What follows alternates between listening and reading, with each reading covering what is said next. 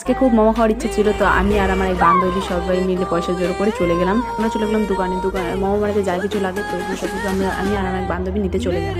নিয়ে চলে আসলাম এক বৌদির বাড়ি, কারণ ওদের বাড়ির প্ল্যান হচ্ছিল মোমো খাওয়ার।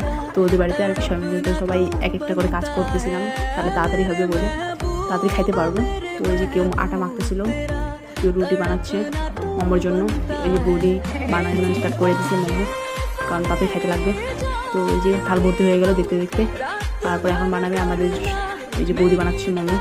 তারপর এখন ওই যে স্যুপে অনেক কিছু দিচ্ছে, ওটা সিক্রেট, তো বলা যাবে না।